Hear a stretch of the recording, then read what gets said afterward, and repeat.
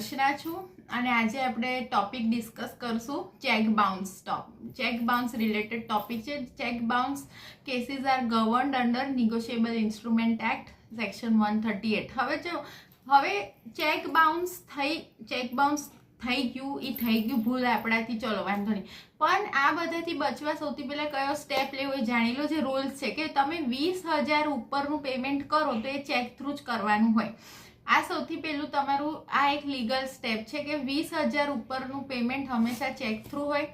Second કે તમે કોઈને ઉધારી આપો છો કે સમજો કે સર્વિસીસ પ્રોડક્ટ સેલ કરો છો, સામે તમને ચેક આપે છે, તો તમારે ઘણીવાર કેવું હોય છે કે ચેકમાં જોઈ લેવાનું કે બધું જ પોતાના એક જ હેન્ડરાઇટિંગથી ફિલ કરેલું છે અને સાઇન અને ડેટ બધું જ એ ભાઈએ પોતે અલગ અલગ 2-3 વ્યક્તિનો લખાણ ચેક પર નથી એ જોઈ લેવાનું. અને જ્યારે તમે કોઈને ઉધાર આપો અને એ તમને સામે ચેક આપે છે, સમજો કે પોસ્ટ ડેટેડ ચેક છે, સિક્યોરિટી ચેક છે, સાઇન ચેક છે, વોટેવર, તો તમારે એમાં શું પ્રિકોશન લેવાના છે. ઉધાર આપો ને સામે તમને ચેક આપે ત્યારે તમારે સૌથી પહેલાં તો સ્ટેમ્પ પેપર ઉપર લખાવી લેવાનું અને વિટનેસીસની એમાં સાઇન કરાવી લેવાની કે આ કઈ બાબતમાં મેં તને ઉધાર આપ્યું છે, શું મેટર છે અને તે મને ચેક આપ્યો છે, કઈ ડેટનો છે, પોસ્ટ ડેટેડ છે, સાઇન છે, શું, એ બધું.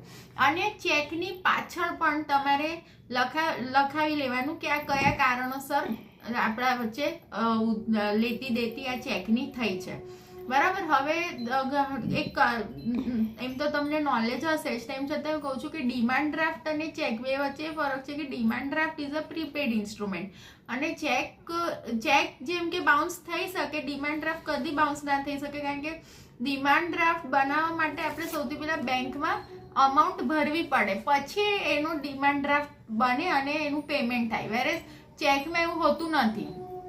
અને ચેક બાઉન્સ થાય છે ત્યારે કોર્ટ ફીસ આપણે જે કેસ ફાઇલ કરીએ ને એમાં કોર્ટ ફીસ નથી ભરવાની હોતી ક્રિમિનલ કમ્પ્લેન્ટમાં. પણ તમે જો ડીલે થઈ જાય check bounce case criminal complaint file કરવામાં, તો સિવિલ રેમેડી માટે કોર્ટ ફી ખાસી એવી ભરવી પડે, પ્લસ એ બહુ જ લોંગ પ્રોસિજર છે. તમને આખી ક્રિમિનલ પ્રોસિજર સમજાવીશ ચેક બાઉન્સની. હવે તમે સમજો કે એક જેમ કે એની શરૂઆત, જેમ કે હું કોઈ પ્રોડક્ટ સર્વિસ સેલ કરું છું અને મને સામે ચેક મળ્યો છે, તો અને હું જ્યારે એ ચેકને બેંકમાં પ્રેઝન્ટ કરું છું અને એ ચેક ડિસઓનર થઈ જાય, બાઉન્સ થઈ જાય, તો અકોર્ડિંગ ટુ લો મને એનું પેમેન્ટ 15 ડેઝની અંદર થઈ જવું જોઈએ. એ ચેક પર જે અમાઉન્ટ છે એનું પેમેન્ટ મને 15 દિવસની અંદર સામેવાળી પાર્ટીથી મળી જવું જોઈએ. પણ એ પહેલાંની પ્રોસિજર શું છે કે એ પહેલાં તમે તમારા એડવોકેટ થ્રુ જે દિવસે મારો ચેક બાઉન્સ થયો એ દિવસે વિધિન 30 ડેઝ તમારે તમારા એડવોકેટ થ્રુ સામેવાળી પાર્ટીને લીગલ નોટિસ મોકલી દેવી પડે કે આવી રીતે ચેક બાઉન્સ થયો છે અને 15 દિવસની અંદર મને મારું પેમેન્ટ જોઈએ છે. આ તમારે લીગલ નોટિસમાં લખવાનું હોય.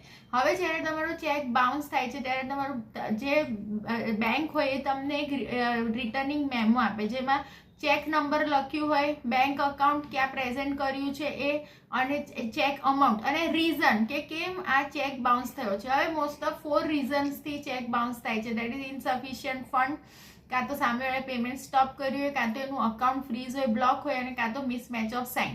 આ 4ને લીધે ચેક બાઉન્સ થાય છે. એ બધું બેંક રિટર્નિંગ મેમોમાં લખે. તો લીગલ નોટિસ સાથે તમારે આ રિટર્નિંગ મેમોની ડિટેલ્સ એ લીગલ નોટિસમાં બધું જ તમારે પ્રોવાઈડ કરી દેવાનું અને સામેવાળી પાર્ટીને કહી દેવાનું કે મને 15 દિવસમાં મારું પેમેન્ટ જોઈએ, નહીંતર હું તારા પર ક્રિમિનલ કમ્પ્લેન્ટ પછી ફાઇલ કરીશ.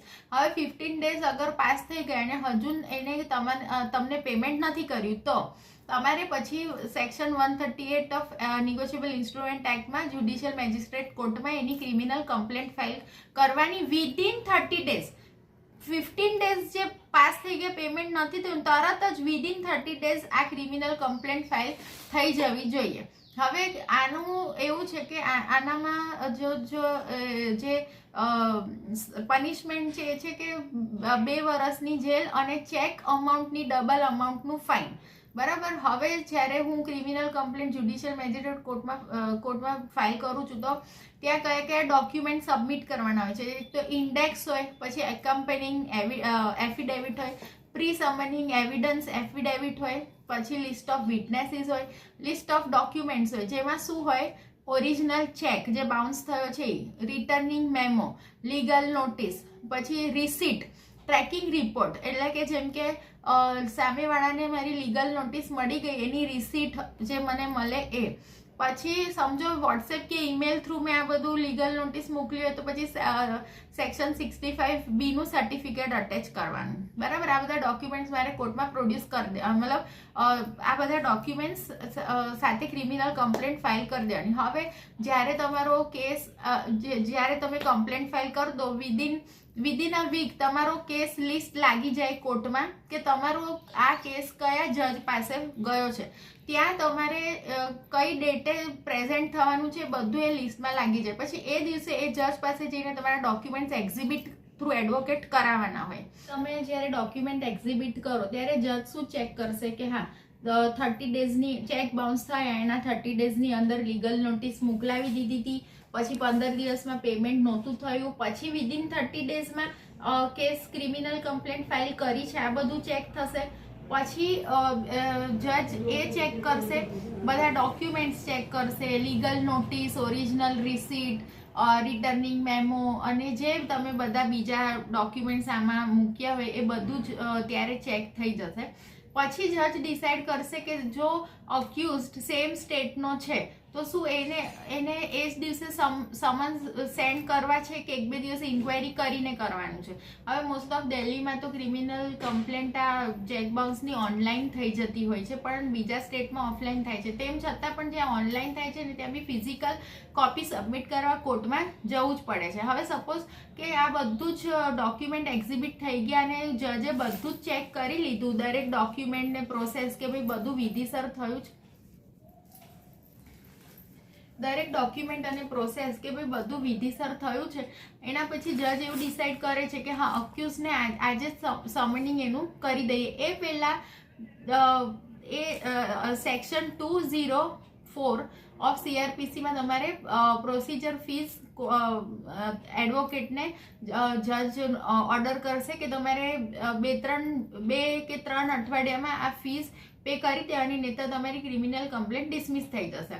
ઓકે. પછી જ્યારે અક્યુઝને સમન્સ મળે છે અને સમન્સનું શું કહેવાય, જેમ કે if he has receive the summons અને એની હવે સમજો તમારા સમન્સની તામીલ થઈ ગઈ છે એટલે કે અક્યુઝને સમન્સ મળી ગયા છે અને એને જે ડેટ આપી છે એ દિવસે એ પ્રેઝન્ટ થયો નથી કોર્ટમાં, તો એના સામે થશે બેલેબલ વોરંટ્સ ઇસ્યુ. હવે સમજો બેલેબલ વોરંટ ઇસ્યુ થઈ ગયા પછી પણ નેક્સ્ટ ડેટ આપી ત્યારે પણ એ હાજર નથી થયો તો એના સામે થશે non bailable warrants issue, that is કે એને એરેસ્ટ કરવામાં આવશે. પણ આવા કેસીસમાં ઘણીવાર એ લોકો અંડરગ્રાઉન્ડ થઈ જાય, અક્યુઝ મળે નહીં, તો પછી એને પ્રોક્લેમ્ડ ઓફેન્ડર ડિક્લેર કરવામાં આવે અને એના પછી પણ જો એ ના મળે તો સેક્શન 174 IPCમાં એની FIR રજીસ્ટર થાય.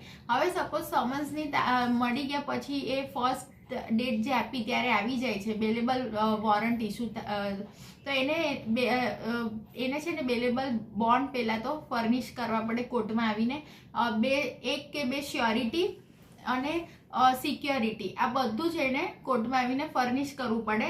સિક્યોરિટીમાં જેમ કે ગાડીના કાગળ, ઘરના કાગળ હોય કે પછી FDs હોય, પણ FDs છે ને ફોર્જ અને ફેબ્રિકેટેડ હોય છે એટલે કોર્ટ બેંક થ્રુ એનું ચેકિંગ કરે, ઇન્ક્વાયરી વેરિફિકેશન કરે. પછી એમાં ઇન્સ્યોરન્સ પોલિસી હોય કાં તો તમારી સેલેરી એકાઉન્ટમાંથી બી સિક્યોરિટી ડિડક્ટ થઈ શકે. હવે આ બધું પ્રોસિજર થઈ ગયા પછી કોર્ટ, હવે જ્યારે આ બધી જ પ્રોસિજર થઈ જાય પછી કોર્ટ અક્યુઝને એક નેક્સ્ટ ડેટ આપે કે તારે આ ડેટે આવીને પ્રેઝન્ટ થવાનું છે. એ પહેલાં અક્યુઝડે કોર્ટ પાસેથી થ્રુ એડવોકેટ ક્રિમિનલ કમ્પ્લેન્ટની એની ફાઇલ માંગવી જોઈએ એના ડિફેન્સ માટે. એને ખબર બી હોવી જોઈએ કે મારા ખિલાફ શું એલિગેશન લાગ્યા છે, તો હું આવીને એ ડેટ ઉપર પોતાને શું પ્રૂવ કરી શકું. તો આવી રીતે એને ક્રિમિનલ કમ્પ્લેન્ટની ફાઇલ માંગી લેવી જોઈએ એના ડિફેન્સ માટે. પછી જ્યારે નેક્સ્ટ ડેટ લાગે છે ત્યારે સેક્શન 251 CRPCની એક લીગલ નોટિસ અક્યુઝ માટે ફ્રેમ થાય છે, જેમાં કોર્ટ અક્યુઝને એ દિવસે બધું પૂછે છે કે હા આ ચેક અમાઉન્ટ તે લખ્યો છે, સાઇન તે કરી છે, કઈ મેટર માટે આ ચેક બન્યો, તો શેની લેના દેની તમારા બે પાર્ટી વચ્ચે હતી, કે it was weather it was a post dated check, security check, અને બધી જ માહિતી